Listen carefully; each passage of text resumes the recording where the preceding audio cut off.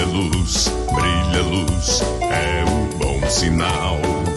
Nascimento de Jesus, isto é o Natal. Brilha luz, sentido real. É o grande amor de Deus, este é o Natal. O dia é feliz, a noite é de paz, pois Cristo está vivo, é o que satisfaz a bênção em seu lar, alegria é total, Jesus está presente, por isto é Natal. Brilha luz, é o bom sinal. Nascimento de Jesus, isto é o Natal. Brilha luz, sentido real. É o grande amor de Deus, este é o Natal.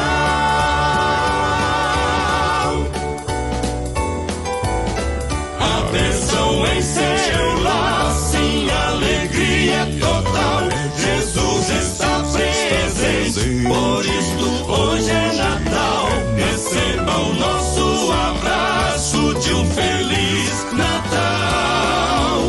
Um Feliz Natal.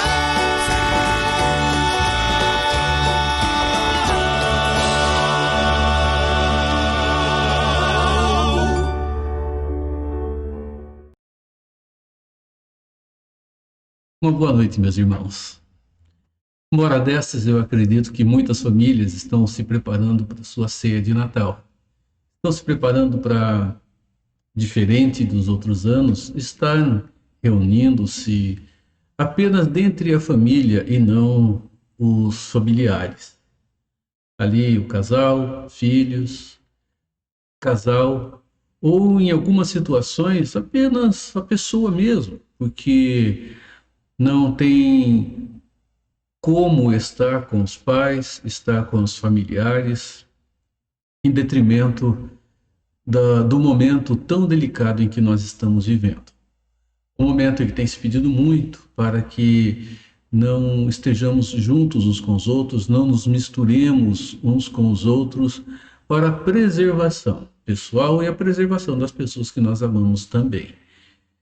E talvez você esteja aí, já se preparando para celebrar a sua ceia nesse momento, ou preparando tudo para um pouquinho mais tarde fazer isso. Não se esqueça que o alimento, que os presentes, eles são parte desse momento. São parte desse momento porque, historicamente, houve um fato que trouxe sentido à vida de cada um de nós.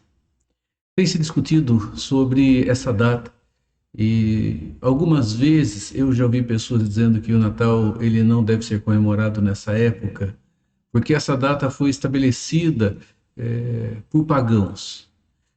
Não temos essa preocupação da data em si. O que nós valorizamos é o fato de Deus ter se feito homem. O Filho, segunda pessoa da divindade, tornar-se presente conosco, como diz Isaías, o Emanuel, o Deus que se fez presente. Quero convidar você para lermos a palavra de Deus no Evangelho de Mateus, quando temos aqui o registro do nascimento de Jesus. Ela diz assim, do verso 18 ao verso 25 do primeiro capítulo, Evangelho de Mateus.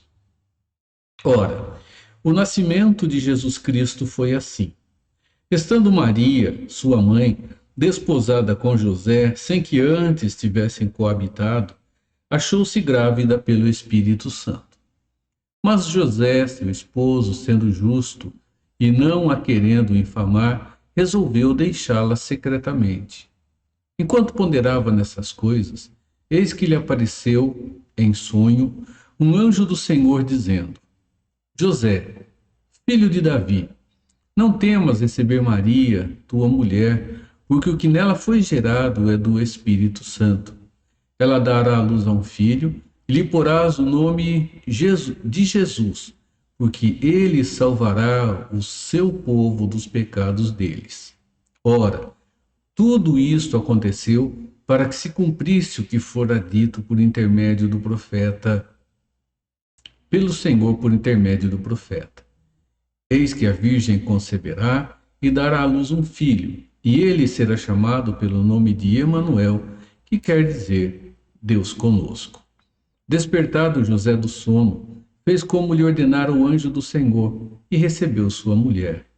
Contudo, não a conheceu, enquanto ela não deu à luz um filho, a quem pôs o nome de Jesus. Nós vamos ter um momento de oração. Vamos para um intervalozinho, um momento em que estaremos louvando a Deus com hino. Nós vamos louvar a Deus com um quarteto, uma equipe entoando um hino para louvor ao nosso Deus. Senhor, muito obrigado, Pai, que numa noite como esta, nós nos preparamos para celebrarmos o maior acontecimento que houve na história e o maior e único acontecimento em nossas próprias vidas. Jesus nasceu na história e Jesus nasceu em nossa história também, Senhor. E nós agradecemos, porque um dia, lá na eternidade passada, o Senhor decidiu ter um povo para o Senhor. Nos escolheu, Senhor, quem que houvesse qualquer mérito em nós. E operou de maneira maravilhosa a restauração com o Senhor. Obrigado, porque tudo isso aconteceu através da pessoa do Teu Filho amado, da pessoa de Jesus Cristo. Ó Deus, ensina-nos a honrá-lo. Ensine-nos, ó Deus, o respeito que é devido. Ensina-nos o temor, Pai. Ensina-nos a humildade para que estejamos sujeitos ao Senhor em todo momento, ó Deus. Mais uma vez pedimos iluminação sobre nós. Esta santa iluminação que aquele que é a luz trouxe aos nossos corações. Oramos, Senhor, em nome de Jesus. Amém, Pai. Vamos louvar ao nosso Deus, depois nós voltamos.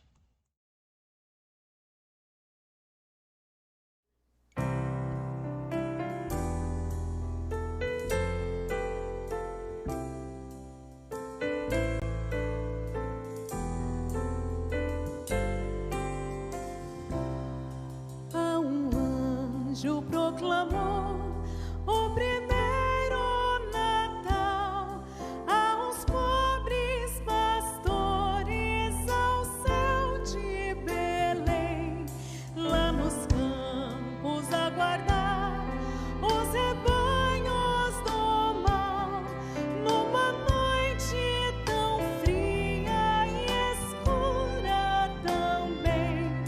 Natal, Natal, Natal, Natal, é-nos nascido o Rei divinal.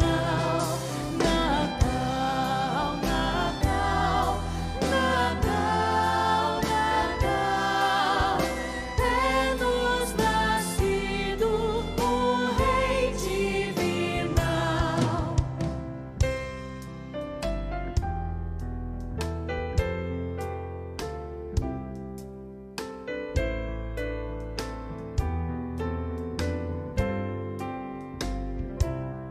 De repente, lá no céu, uma estrela surgiu. No Oriente brilhou com estranho fulgor, e a terra percebeu essa luz que se viu, declarava a vinda do Salvador. Natal, Natal, Natal,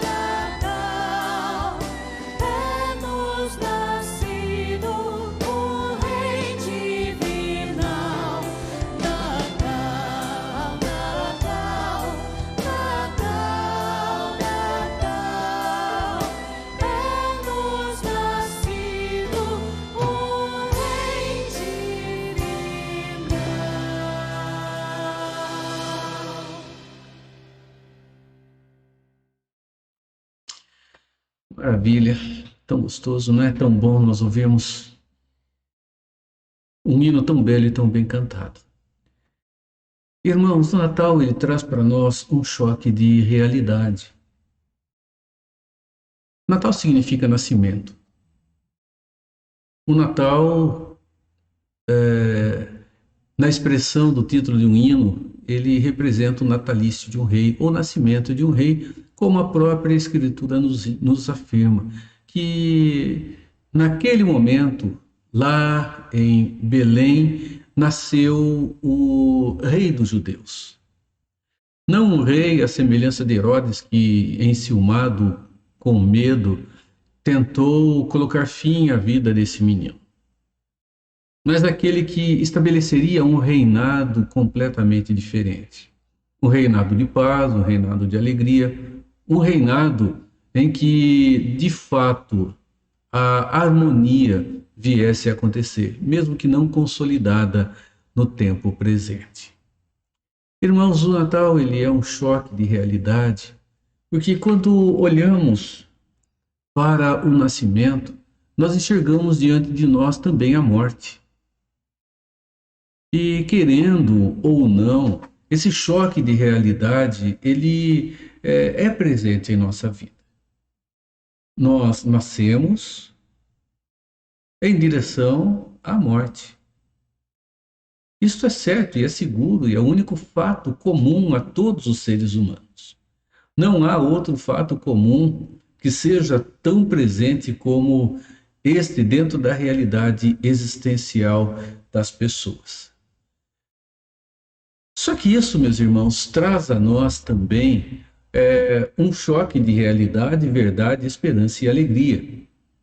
Porque quando comemoramos o nascimento de Jesus, nós também olhamos para a sua morte. Nós olhamos para o final da sua vida. E quando fazemos isso, nós vemos o propósito da encarnação do Filho de Deus, o propósito do nascimento de Jesus. Mateus, ele nos fala sobre isso.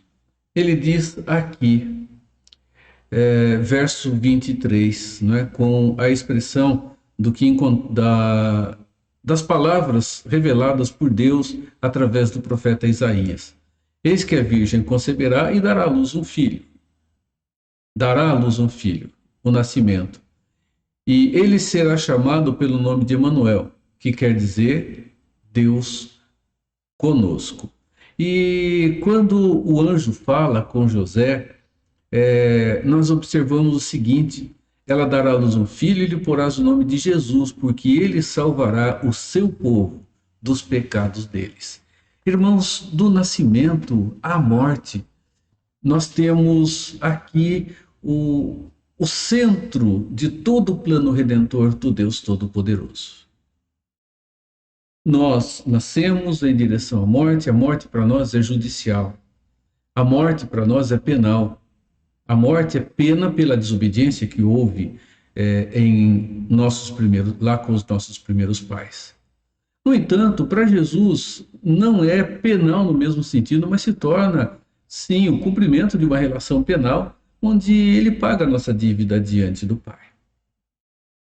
O Natal do nascimento é a morte, ou Natal da manjedoura à cruz. Eu quero falar um pouquinho sobre isso aqui juntos nesta noite.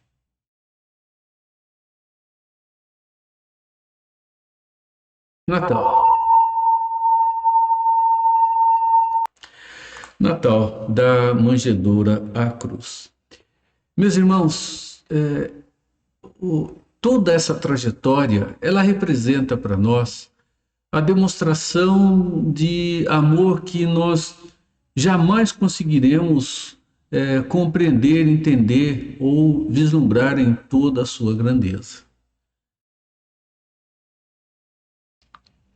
As Escrituras, elas nos falam sobre isso, sobre o grande amor de Deus. E vejam a expressão que encontramos em 1 João capítulo 4, verso de número 10.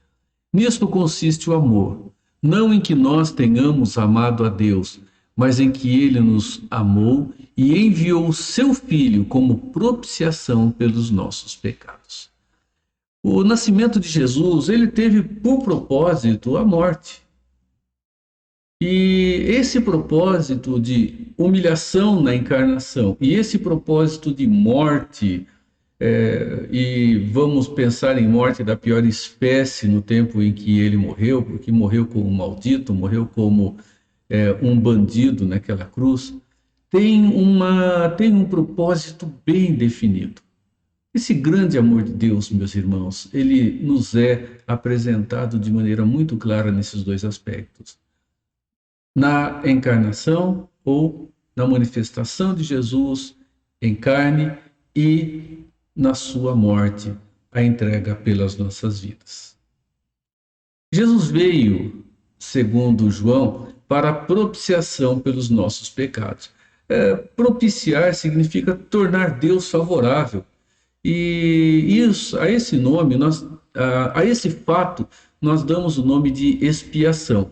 E eu quero trazer uma citação da Bíblia de Estudos de Genebra, que define o termo expiação da seguinte forma: expiação é uma reconciliação de partes alienadas entre si, a restauração de um relacionamento rompido. A expiação, ela tem por propósito reconciliar partes que estão em posições diferentes, que estão distantes. Então vejam que a expiação é realizada por ressarcir danos, apagando-se os delitos e oferecendo satisfação pelas injustiças cometidas. Essa definição que encontramos na Bíblia de Estudo de Genebra, ela nos ajuda a entender esse propósito de Jesus, de encarnar-se, de vir e de morrer, porque a sua morte foi para apaziguar a ira de Deus contra nós, para reconciliar-nos com o Deus Todo-Poderoso, para restaurar o relacionamento que estava rompido, para satisfazer toda a injustiça que cometemos contra o Deus Todo-Poderoso em nossa obediência, sendo Ele justiça em nosso próprio lugar. Meus irmãos, Jesus foi enviado para isso, para que a reconciliação entre nós acontecesse, entre nós e o Deus Todo-Poderoso, e até mesmo entre nós mesmos. O ministério da reconciliação de Paulo foi de reconciliar-nos com Deus e de nos ensinar a vivermos juntos como pessoas tão distintas, tão egoístas e tão egocêntricas. Meus irmãos, quando aconteceu aquele ato registrado em Gênesis, que as Escrituras elas dão o nome de pecado, porque transgredimos uma lei de Deus, transgredimos uma ordem, transgredimos uma determinação divina, nós observamos o que aconteceu naquele momento. As Escrituras nos dizem que as consequências elas foram imediatas e foram diretas. Elas nos falam que quando Adão come do fruto que lhe é dado por Eva, sabemos que Eva foi enganada por Satanás, mas Adão não. Adão comeu consciente do que estava fazendo, sem engano, e ali, por um ato de sedução da sua esposa. Enquanto Eva foi seduzida pelas palavras de Satanás, que essas palavras a enganaram, nós observamos Adão, que fora o portador de toda a verdade de Deus, fazendo de maneira espontânea. E como representante, como cabeça de toda a raça humana, quando ele come aquilo que Deus havia afirmado na aliança que fora firmada, começa a acontecer. Disse: certamente vocês morrerão a partir do momento que comerem do fruto. E aconteceu dessa maneira. Quando eles comem do fruto, eles percebem que estavam nus e eles vão se cobrir com folhas. Deus vem ter um relacionamento com eles ali de forma pessoal, uma forma teofânica, uma manifestação de maneira que, com os sentidos, Adão e Eva pudessem se relacionar com Deus. eles se escondem de Deus. Eles tiveram medo do Senhor. E essa já mostra uma consequência direta e imediata do ato da desobediência. Adão, ele foge da presença de Deus. O distanciamento de Deus foi uma das primeiras consequências que houve na vida das pessoas, na vida dos seres humanos. Meus irmãos, o pecado, com certeza, ele trouxe terríveis consequências para a nossa vida. Essas consequências, elas envolveram os nossos sentimentos, elas nos envolveram fisicamente, porque nós adoecemos, nós envelhecemos e nós morremos. Trouxe consequências familiares, trouxe consequência com relação à própria natureza. Ainda ontem se falava sobre a pouca quantidade de chuva que nós estamos tendo, os reservatórios diminuindo a sua capacidade, e pessoas que estudam essa área estavam afirmando que o desmatamento na Amazônia está causando esta mudança em nosso clima. E essa mudança no clima tem trazido para nós consequências difíceis, porque as chuvas têm se concentrado em alguns lugares, têm caído de uma maneira muito forte, tem causado morte e destruição. Em outros lugares ela tem sido escassa. Não tem havido um equilíbrio onde a chuva caia de maneira mais tranquila, mais mansa, umedeça o solo, aumente a água do lençol freático e mantenha o equilíbrio.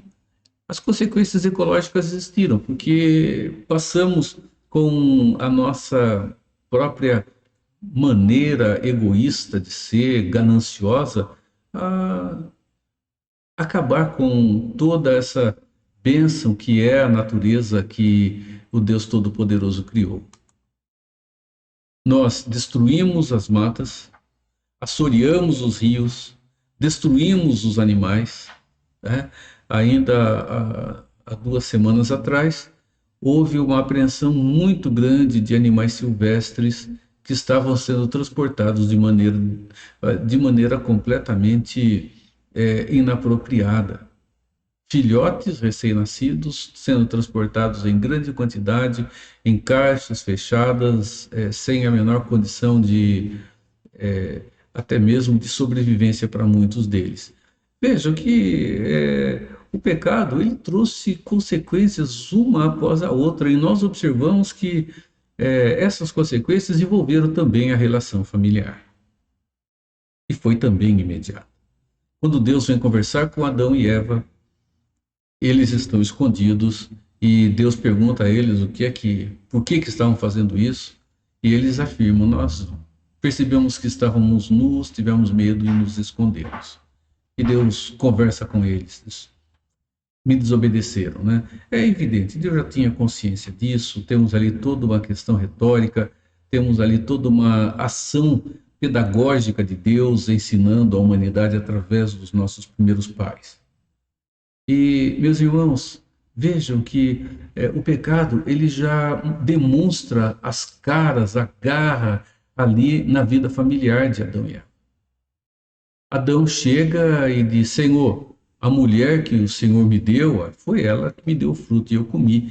A desarmonia já se instala, e dessa forma a Eva também pula fora da história. Adão não assume a responsabilidade e acusa a mulher também não assume a responsabilidade e acusa a Satanás, e ambos eles apontam o dedo para Deus. Né? O Senhor me deu a mulher, o Senhor criou a serpente, o Senhor criou Satanás. Irmãos, a família ela já vive ali um momento de grande desarmonia. O pecado, ele trouxe problemas e problemas e problemas sobre problemas que temos vivido até hoje. Esse distanciamento de Deus, meus irmãos, ele traz para nós consequências que nós percebemos dia após dia, momento após momento, dentro da nossa caminhada junto com as pessoas e conosco mesmo.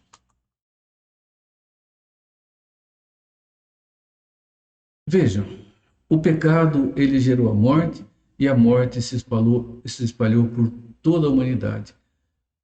A morte se espalhou entre todas as pessoas. Todas as pessoas se tornaram passíveis da morte. Como eu disse, o choque de realidade. Todos passaram a viver a realidade existencial da morte. Nasce para morrer. E por quê? Porque, meus irmãos, a morte ela implicou no resultado do pecado. É uma sentença pronunciada por Deus. Isso significa que quando nós pecamos, nós contraímos uma dívida para com a pessoa que nós pecamos.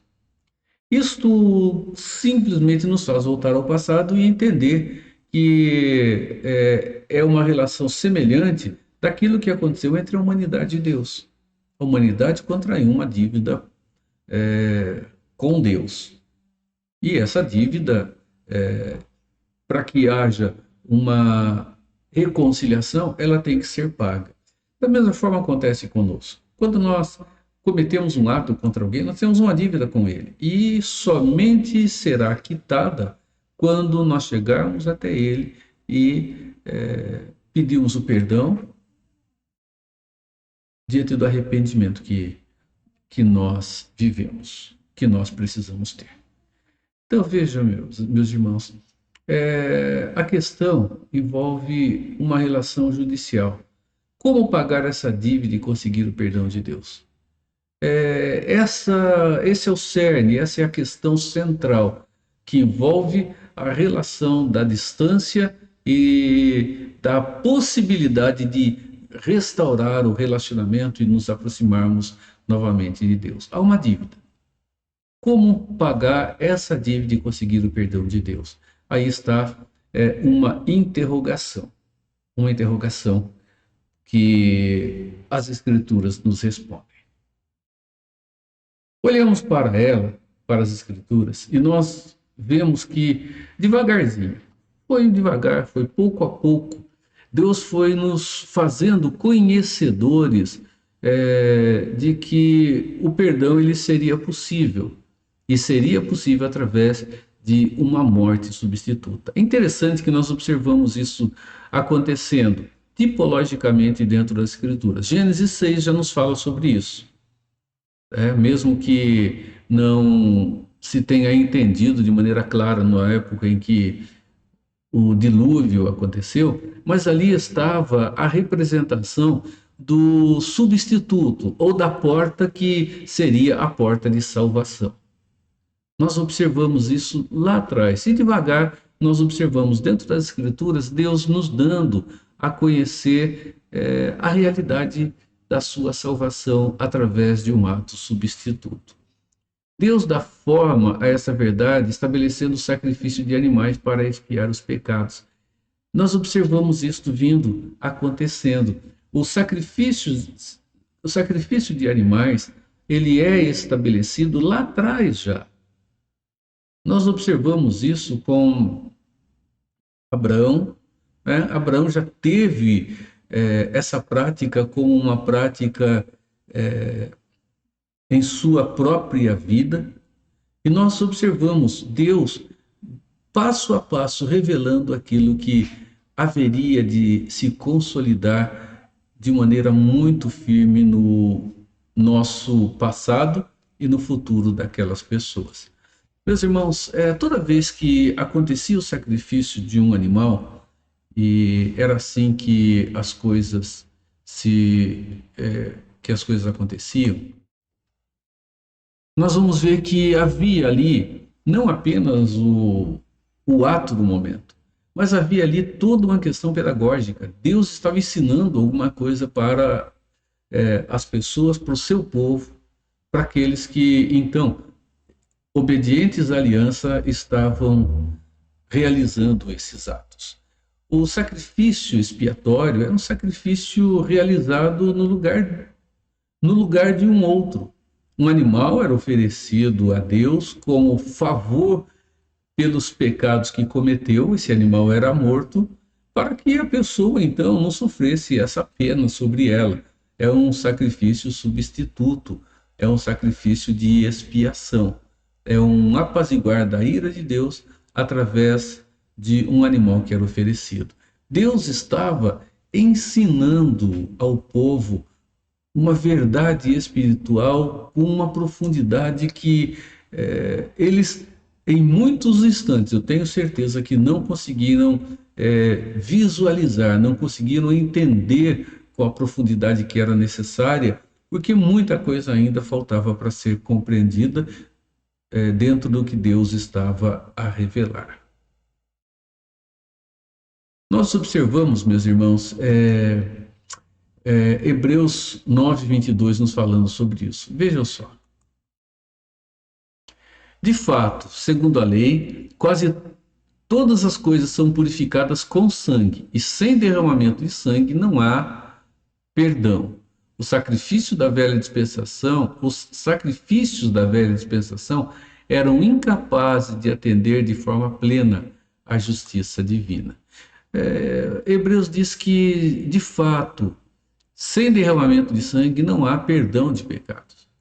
E ele afirma ainda que, por mais que os sacrifícios acontecessem, eles não seriam suficientes para atender de maneira plena à justiça do Deus Todo-Poderoso. Olha o capítulo seguinte. Contudo, esses sacrifícios são uma recordação anual dos pecados, pois é impossível que o sangue de touros e de bodes tire os pecados. Irmãos, é interessante essa observação. É impossível que o sangue de animais tirasse os pecados. Então, por que o sacrifício? Se sem derramamento de sangue não há perdão de pecados, se aqueles animais estavam derramando o seu sangue, e se o sangue de bodes e touros não tira o pecado, qual a validade dos sacrifícios? Vamos lembrar que são representações apontando para uma coisa que é maior do que elas, apontando para um valor maior. Ali está uma representação, um tipo, um símbolo de uma realidade maior.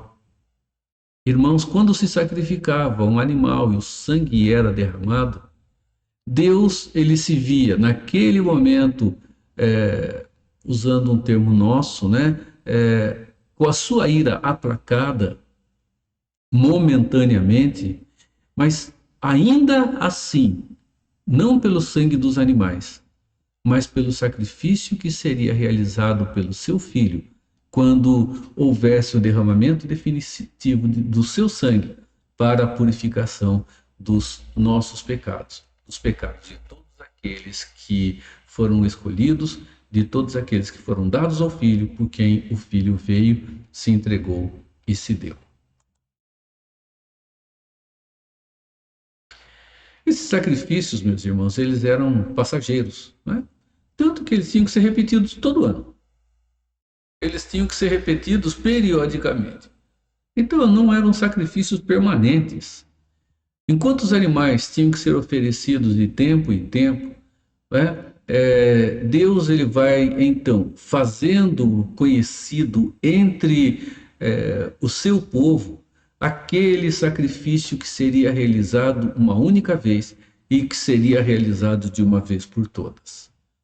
João, ele faz a seguinte afirmação quando ele vê Jesus, João Batista, que fora anunciado também pelo profeta, dizendo que seria o arauto, aquele que viria para anunciar a chegada do Redentor. E o primo de Jesus, ele diz, no dia seguinte, viu João a Jesus que vinha para ele e disse, eis o Cordeiro de Deus que tira o pecado do mundo. Aquilo que fora profetizado de maneira imperfeita, agora se vê presente de uma maneira perfeita, de uma maneira real, de uma maneira única, meus irmãos. João afirma isso. Eis o Cordeiro de Deus que tira o pecado. Ele tira o pecado. Sangue de bodes e de touros, eles não tinham essa propriedade, mas eles estavam representando aquele que de fato tira o pecado do mundo de maneira definitiva. Quando chegou o tempo, meus irmãos, que fora determinado por Deus, Gálatas 4:4 fala isso, Deus envia então esse cordeiro. Esse cordeiro sem mancha, esse cordeiro sem defeito, esse cordeiro que viria então para sofrer e para morrer expiatoriamente no lugar de cada um de nós.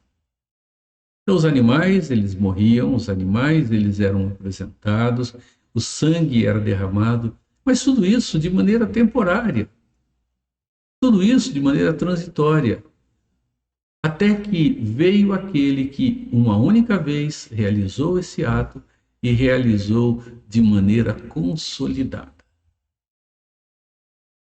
Jesus realizou um sacrifício de vida, semelhança daqueles sacrifícios que ainda comentamos agora.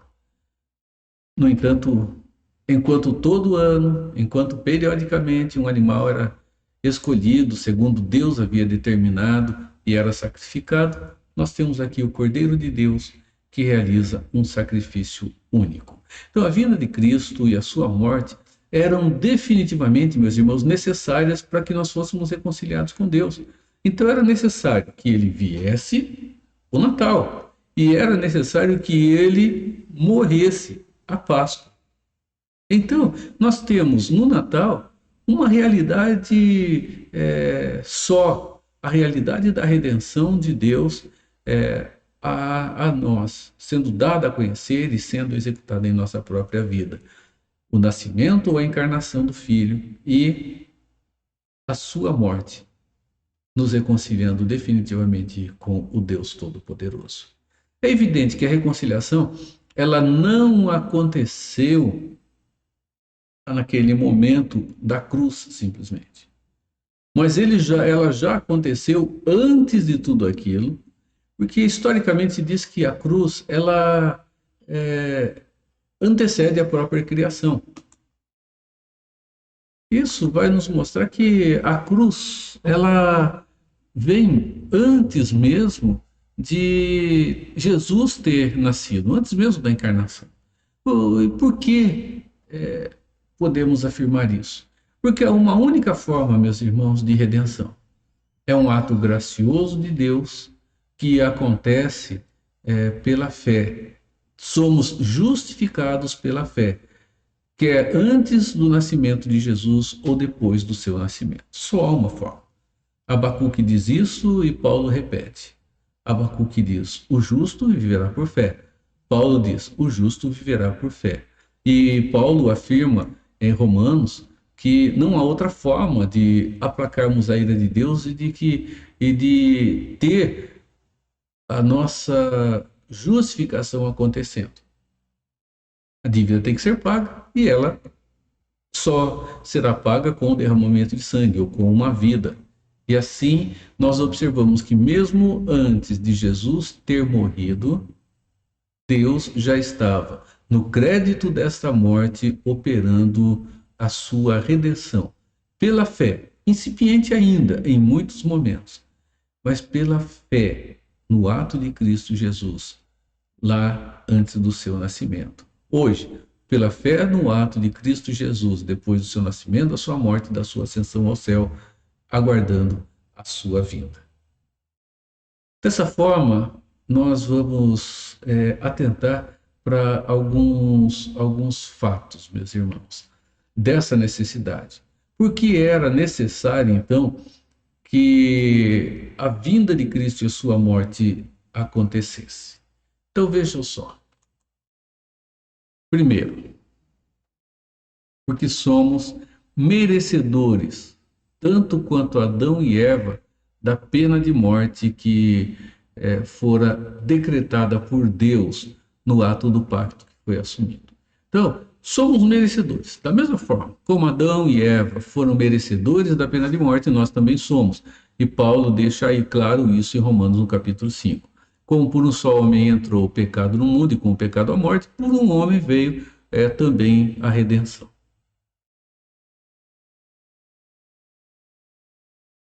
Veja Romanos 5, 17 a 19. Se pela ofensa de um só e por meio de um só reinou a morte, muito mais os que recebem a abundância da graça e o dom da justiça reinarão em vida por meio de um só, a saber, Jesus Cristo. Pois assim como por uma só ofensa veio o juízo sobre todos os homens para a condenação, assim também por um só ato de justiça veio a graça sobre todos os homens para a justificação que dá vida. Porque como pela desobediência de um só homem, muitos se tornaram pecadores, assim também, por meio da obediência de um só, muitos se tornarão justos. Então vejam, pela ofensa de um só, reinou a morte.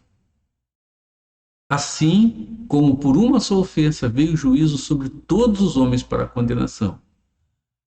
Porque, como pela desobediência de um só, homens, muitos se tornaram pecadores. Se muito não quer dizer só uma parte, mas todos indistintamente.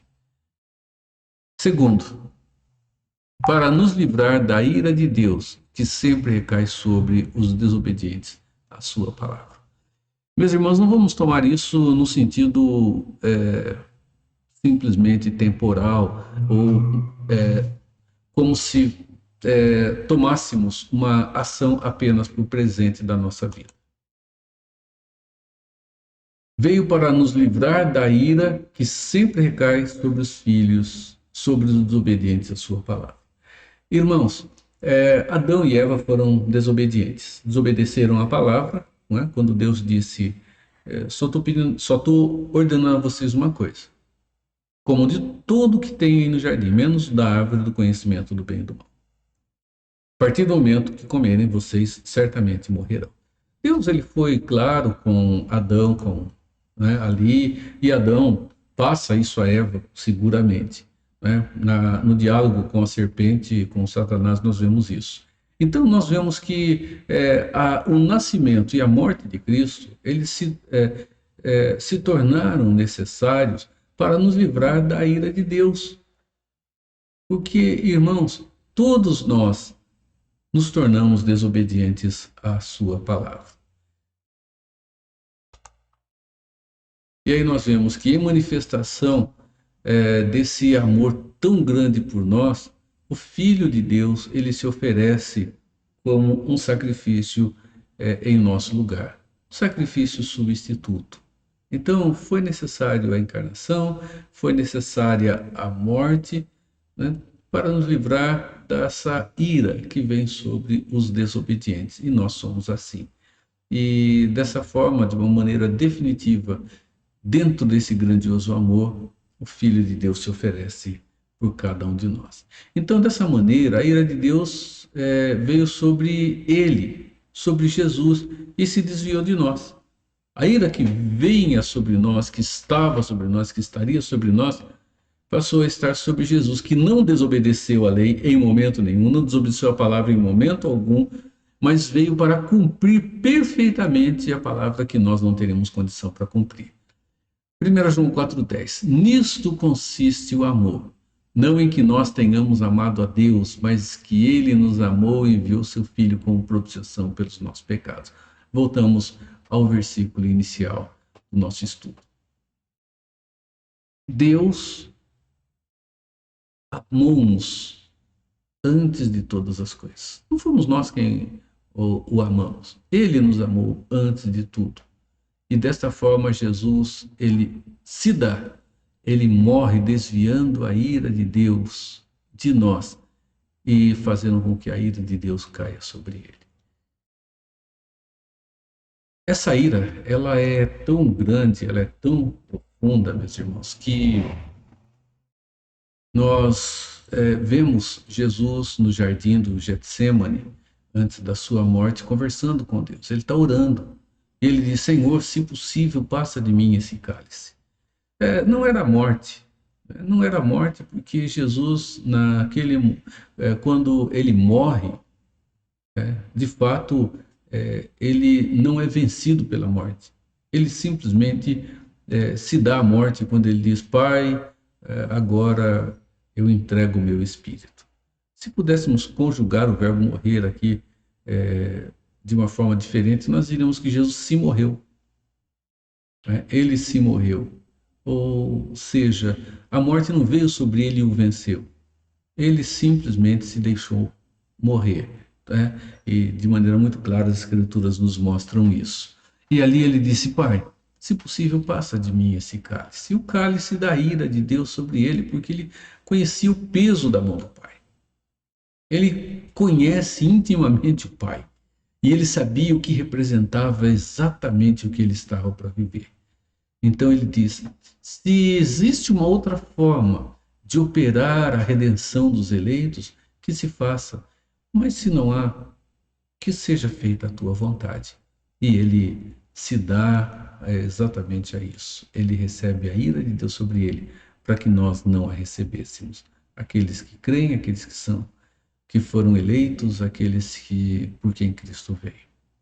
E terceiro lugar, meus irmãos, quando Adão pecou, ele voltou as suas costas para Deus. Né? Lembram que quando ele come do fruto, eles veem que estavam nus, fazem roupas para si, né?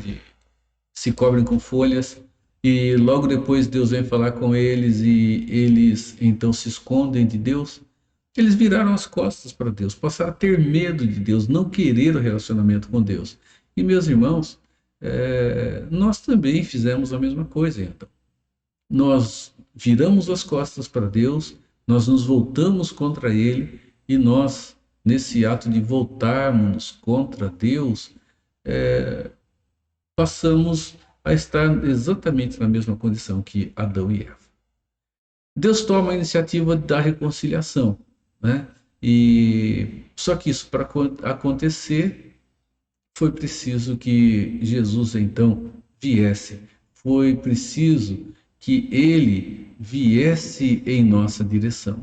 Jesus foi aquele que veio para realizar esse ato de restauração. Como ele fez isso? Ele não fez isso não no seu nascimento, não quando ele nasceu, mas ele fez isso quando ele morreu na cruz. Ele fez isso quando, então, ele consolida tudo. O Natal é importante, não houve evento maior na história do que esse. Não tem. A história chega ao seu ponto máximo. No entanto, o nascimento não restaura a comunhão com Deus, não nos reconcilia com Ele. O que vai nos reconciliar com Deus é a morte de Cristo naquela cruz. Romanos, meus irmãos, capítulo 5, verso 8, 9 e 10. Mas Deus prova o seu próprio amor para conosco pelo fato de Cristo ter morrido por nós, sendo nós ainda pecadores. Logo, muito mais agora, sendo justificados pelo seu sangue, seremos por ele salvos da ira. Porque se nós, quando inimigos, fomos reconciliados com Deus mediante a morte do seu Filho, muito mais, estando já reconciliados, seremos salvos pela sua vida. Assim nós somos justificados pelo sangue derramado do Filho de Deus, de Jesus Cristo. Qual o resultado, então, meus irmãos, em nossas vidas, de conhecermos esse amor grandioso de Deus, que encarna-se e que morre por nós? Não é simplesmente um ato de conhecimento. Olha, sabemos disso. Tem que ter resultado. Isso tem que trazer para a nossa vida um resultado que faça diferença. Tem que haver diferença. Então vamos dar uma olhadinha aqui, vamos analisar. Quem conhece o verdadeiro amor de Deus, ele passa da morte para a vida. Isso é importante. Quem conhece o verdadeiro amor de Deus, passa da morte para a vida. A Bíblia diz que nós estávamos mortos nos nossos delitos e pecados. E morte não significa absolutamente, biologicamente, ter as suas funções falidas. Não é isso. Né? Porque Paulo ele faz uma afirmação muito própria em Efésios, no capítulo 2.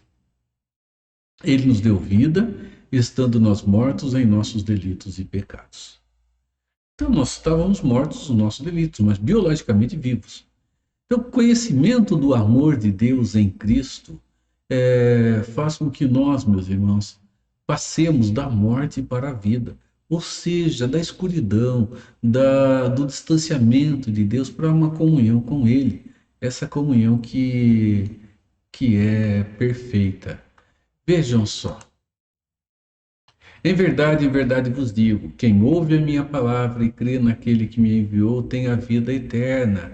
Não entra em juízo, mas passou da morte para a vida. Essa afirmação de Jesus, ela é de uma riqueza profunda. Ele diz, aquele que ouve a minha palavra e crê naquele que me enviou tem a vida eterna. Voltamos ao jardim lá na região do Éden.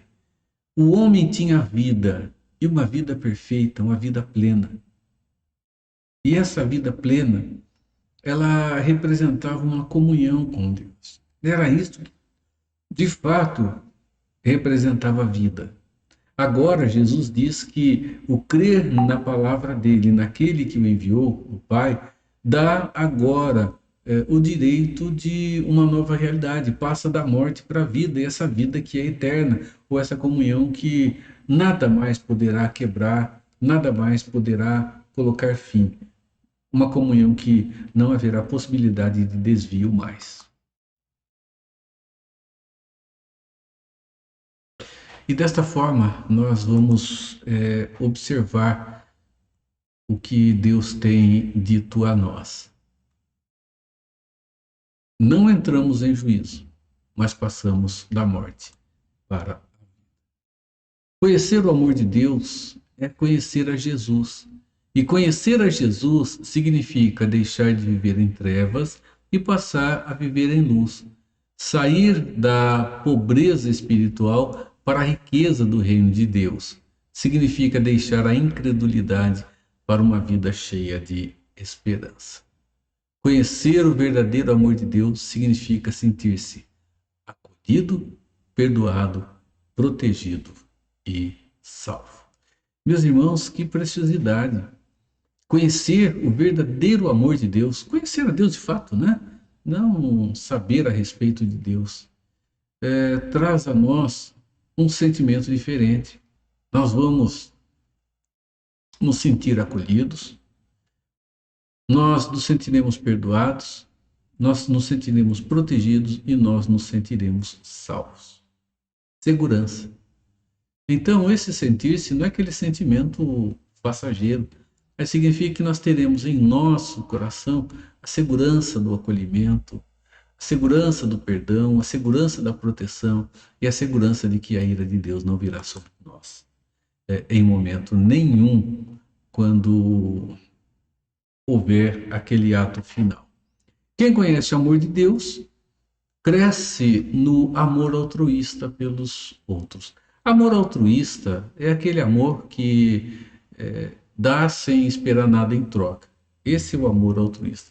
Mesmo porque quando amamos alguém que não tem algo para nos oferecer. Ele está precisando, ele está carecendo. Então, nós damos sem imaginar, pensar ou planejar um retorno com relação à nossa atitude. Então, quem conhece o amor de Deus, ele cresce no amor altruísta pelos outros. Quer dizer, ele já tem, mas ele precisa desenvolver. Isso precisa ser trabalhado, isso precisa ser tratado. O amor de Deus por nós é um amor incondicional. Meus irmãos, como é importante entender isso. O amor de Deus por nós é um amor incondicional. Esse amor incondicional significa que não houve condição para Deus nos amar. Deus não nos amou apesar de podermos fazer, de podermos realizar. Olha, Ele nos amou, mas a condição para Ele nos amar é essa. A condição para nos amar é crer, a condição para nos amar é sermos agora em nossa vida com Ele, pessoas que oram muito, que leem muita Bíblia, que dão esmolas ou que fazem qualquer outra coisa assim, mesmo aquilo que a Bíblia nos diz. Deus não nos amou por isso. Ele nos amou incondicionalmente, não houve condição para que Ele nos amasse. E, meus irmãos, quem experimentou esse amor começa a desfrutar dos resultados que ele produz. Quem já desfrutou desse amor incondicional vai começar dia a dia a desfrutar do resultado dele. Deus quer que amemos a Ele também incondicionalmente. Não pode ser, meus irmãos, aquele amor de condição. Eu amo se o Senhor livrar a pessoa que eu estou pedindo da doença. Eu amo se o Senhor me der agora aquilo que eu quero, que eu peço. Não é uma relação de barganha, né? Filhos fazem isso com os pais, irmãos fazem isso uns com os outros, pais com os filhos, patrão com empregado, empregado com patrão, coisas desse tipo, né? Eu te amo se você, né? Aquela coisa ridícula, né? De namorado. Namorado que tem esse negócio, né? De prova de amor, né? Eu quero que você prove. Se você me ama mesmo, então você faz isso ou faz aquilo. Essa é a condição para eu te amar, saber que você me ama. Irmãos, Deus diz que a gente deve amar não pelo que o outro pode oferecer. A gente deve amar sem condição, né? É incondicional. Ele tem nos ensinado isso. E ele quer, não tenha dúvida disso, que nós o amemos também sem condição nenhuma. Eu amo porque o Senhor me deu. Eu amo porque o Senhor faz. Não, eu amo porque eu amo pelo fato de ser Deus, simplesmente, né? E da mesma forma, ele tem nos ensinado pela sua palavra que o amor às pessoas também tem que ser um amor incondicional. Amá-lo e amar as pessoas incondicionalmente. 1 João 4, 19 e 20. Nós amamos porque ele nos amou primeiro. Se alguém disser, ama a Deus e odiar a seu irmão, é mentiroso. Pois aquele que não ama a seu irmão, a quem vê, como não pode amar a Deus a quem não vê? João deixa bem claro isso, né? Como podemos... Amar a Deus sobre todas as coisas é princípio fundamental, e ao próximo como a nós mesmos. Mas se nós não amamos as pessoas que estão perto de nós, como que vamos poder assegurar que nós amamos a Deus? Mateus 5, 44 a 48, esse texto é rico para nós. Ele diz assim: Eu, porém, vos digo, amai os vossos inimigos e orai pelos que vos perseguem, para que vos torneis filhos do Pai Celeste, porque ele faz nascer o sol sobre maus e bons e vir chuva sobre justos e injustos. Porque se amardes os que vos amam, que recompensa tendes? Não faz os publicanos também o mesmo? E se saudardes somente vossos irmãos, que fazeis demais? Não fazem os gentios também o mesmo? Portanto, sede vós perfeitos, como perfeito é o vosso Pai Celeste. Irmãos, não é pela condição, simplesmente pelo que Deus nos diz que devemos fazer. Lembro desse texto? Eu trouxe duas versões dele. Eu trouxe uma versão na Revista Atualizada e na linguagem de hoje. A Revista Atualizada é mais conhecida. O amor é paciente, é benigno. Deixa eu mostrar a outra versão. Diz assim: quem ama é paciente e bondoso. Quem ama não é ciumento, nem orgulhoso, nem vaidoso. Quem ama não é grosseiro, nem egoísta. Não fica irritado, nem guarda mágoas. Quem ama não fica alegre quando alguém faz alguma coisa errada, mas se alegra quando alguém faz o que é certo. Quem ama nunca desiste, porém suporta com fé, esperança e paciência. Quem ama tem em si todos esses valores abençoados e abençoadores para viver. Irmãos, o amor de Deus para conosco, o amor de Deus em nossas vidas, ele tem que ser vivido em seu resultado também. E um terceiro ponto: quem vive o amor de Deus vive uma vida abundante.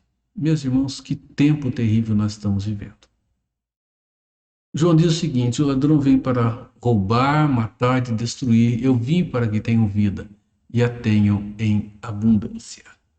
A afirmação de Jesus, ela é clara: eu vim para que tenham vida e a tenham em abundância. Jesus veio para que tivéssemos vida, mas não só um viver simplesmente, existir, mas uma vida que fosse abundante, uma vida que fosse plena. Irmãos, nós estamos num tempo em que tem se ensinado que as pessoas precisam ser felizes. E nós temos encontrado pessoas infelizes, pessoas frustradas e pessoas insatisfeitas o tempo inteiro. E em muitos momentos nós mesmos somos assim. Há razões para esse estado que nós vivemos e muitas pessoas têm vivido. Eles têm as suas razões e elas diversificam. Elas vão desde carência material, pessoas que estão passando necessidade, carência emocional, pessoas que sentem a falta de afeto, e até mesmo carência espiritual, porque fragilizaram o seu relacionamento com Deus, porque tornaram o seu relacionamento com Deus muito superficial. E, irmãos, o vazio existencial, ele tem abatido o coração de muita gente. E isso é terrível, porque tem levado muita gente ao suicídio, tem levado muita gente ao desespero, abandonando emprego, abandonando família, abandonando a própria vida, vivendo simplesmente por existir, não encontrando razão nela. A ausência ou a deficiência do amor de Deus, meus irmãos, é a causa desse vazio existencial. É a causa do vazio na vida de alguém. Não é outra coisa. Nós vemos que a ausência do amor de Deus no coração, ela tem trazido situações extremamente difíceis para as pessoas. Irmãos, os filhos de Deus têm passado por dificuldades, e não porque não conhecem o amor, mas porque agora se fragilizaram diante dele, passaram a não crer nesse amor, ou a não viver esse amor mesmo crendo nele. E essa ausência causa um enorme buraco na própria vida. Meus irmãos, para quem conhece a Deus, viver o amor dele traz paz ao coração, traz alegria para a vida e traz um preenchimento que somente Deus, com o seu amor, pode conceder.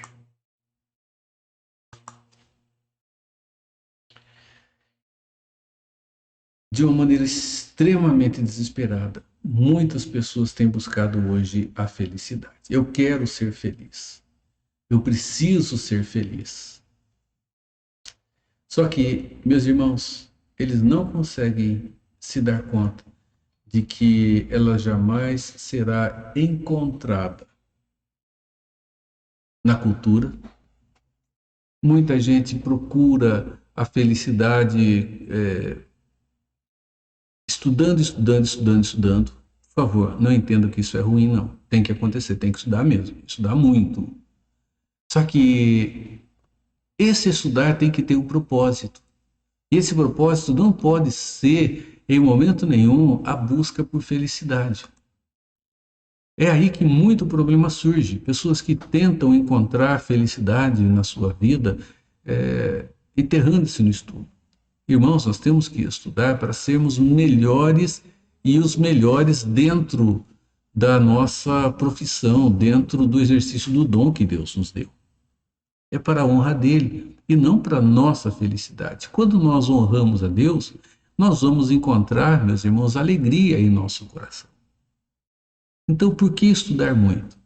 Não é para encontrar felicidade, mas é para desenvolvermos para a glória do Deus Todo-Poderoso o dom que ele nos concedeu.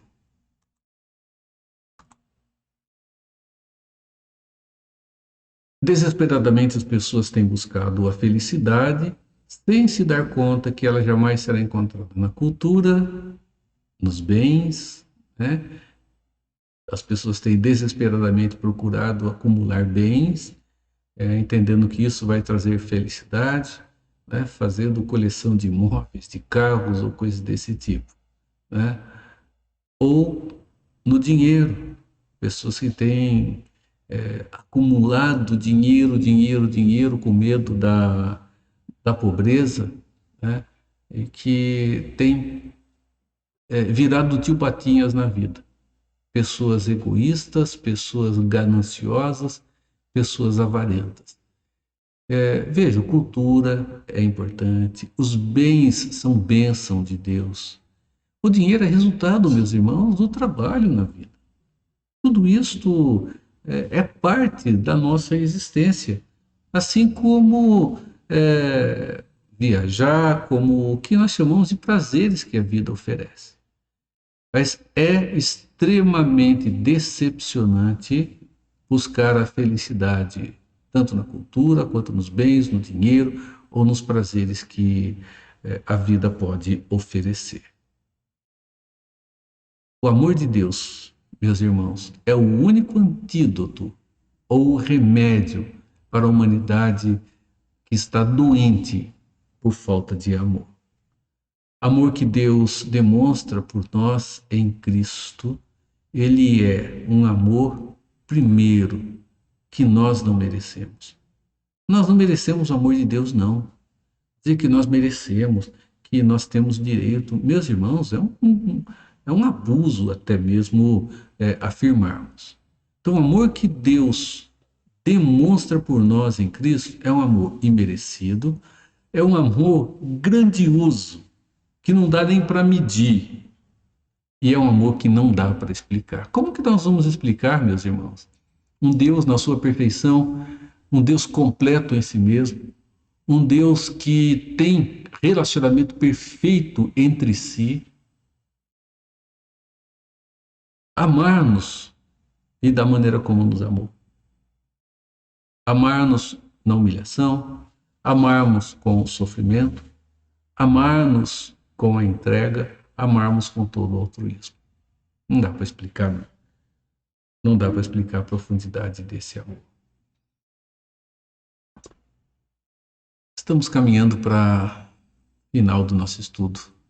Efésios diz assim: e assim habite Cristo no vosso coração pela fé, estando vós arraigados e alicerçados em amor, a fim de poderes compreender com todos os santos qual é a largura, o comprimento e a altura e a profundidade, e conhecer o amor de Cristo que excede a todo entendimento, para que sejais tomados de toda a plenitude de Deus. Ora, aquele que é poderoso para fazer infinitamente mais do que tudo o que pensamos, tudo o que pedimos, pensamos, conforme o seu poder que opera em nós, a ele seja a glória na igreja e em Cristo Jesus, por todas as gerações, para todos sempre. Amém. Compreender qual o comprimento, a altura, a largura e a profundidade do amor de Cristo em nós. A nova tradução na linguagem de hoje, meus irmãos. E oro para que vocês tenham raízes e alicerces no amor, para que assim, junto com o povo de Deus, vocês possam compreender o amor de Cristo em toda a sua largura, comprimento, altura e profundidade. Para que nós possamos compreender, não vamos conhecer, mas vamos compreender pela sua palavra. E assim que a glória a Deus, por meio da igreja e por meio de Cristo, por todos os tempos e para todos sempre. Amém.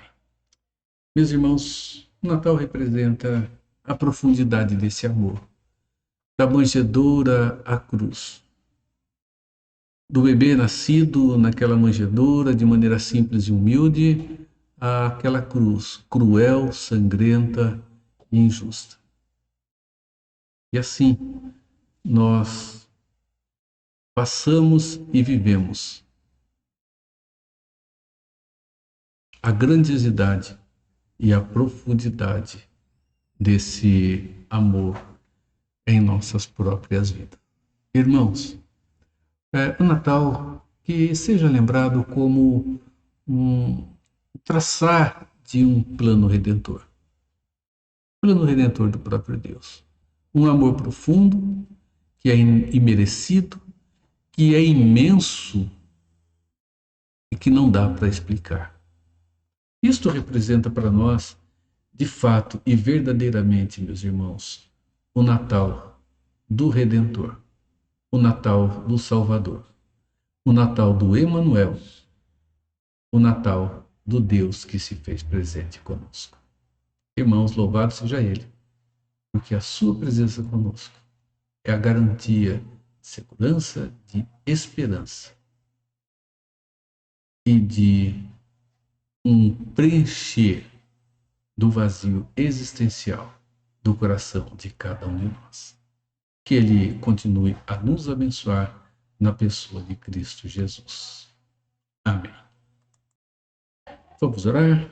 Senhor, obrigado pela grandiosidade desse amor que há pelas nossas vidas. Obrigado pelo amor que houve por nós. Obrigado pelo amor que se tornou conhecido na pessoa do teu Filho amado Cristo Jesus. João nos afirma isso com a grandeza do resumo que há de todo esse plano redentor do Senhor, quando ele afirma que o Senhor amou o mundo de tal maneira que deu-nos o seu Filho Jesus Cristo, para que todo aquele que nele crê não pereça, mas tenha comunhão eterna com o Senhor. Obrigado, Pai.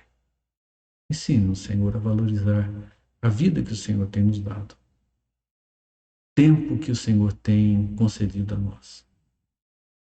Que saibamos valorizar a vida que é rica, Senhor, no presente, que é rica agora, porque toda a tua palavra, ela alimenta a nossa esperança. Ela alimenta a nossa esperança para nos dar sentido à própria vida no presente, no agora, no aqui. Nos ensina a darmos valor ao que o Senhor também dá valor, Pai.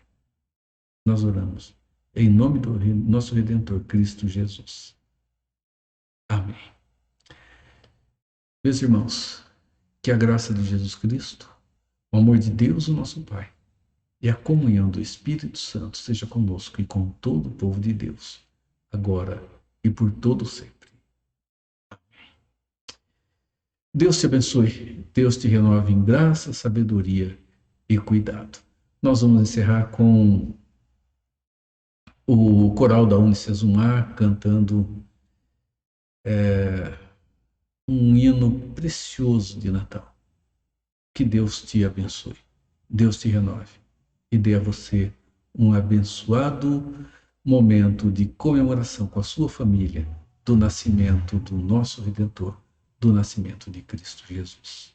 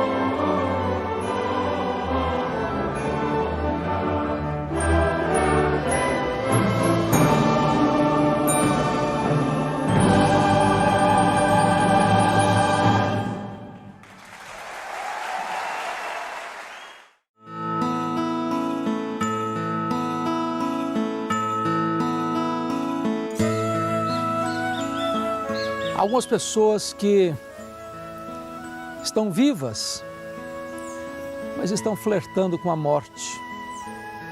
Há outras pessoas que estão à beira da morte, mas querem abraçar afetuosamente a vida. Você pode viver e viver de forma plena e abundante, porque Jesus Cristo veio para nos dar vida e vida em abundância. Certa feita na Europa, havia um homem muito rico que concentrou toda a sua riqueza em quadros de pintores famosos. Ele tinha uma rica galeria em sua casa. Esse homem tinha um filho único que saiu para uma longa viagem com um amigo. Nessa viagem, seu filho sofreu um acidente fatal. E o amigo resolve pintar um quadro do rosto do filho e enviar para aquele pai enlutado. O pai, ao receber o quadro, colocou numa rica moldura e dependurou entre os quadros famosos que possuía. Antes de morrer, este homem fez o seu testamento e deu ordens ao seu mordomo para leiloar esses quadros famosos e distribuir o dinheiro em obras de caridade.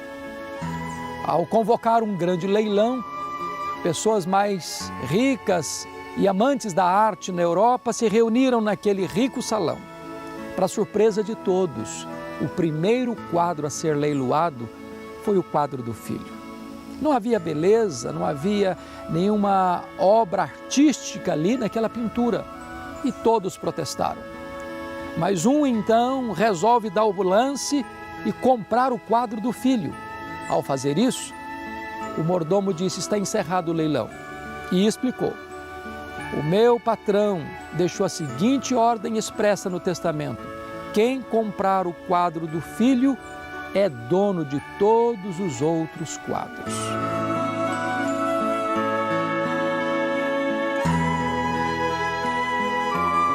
Esta história me remete a um versículo da Bíblia que diz: quem tem o Filho de Deus tem a vida. Se você crê em Jesus Cristo, Filho de Deus, você tem a verdadeira vida. Você tem paz, você tem alegria, você tem perdão dos seus pecados, você tem salvação, você tem vida eterna, você tem a vida de Deus em você.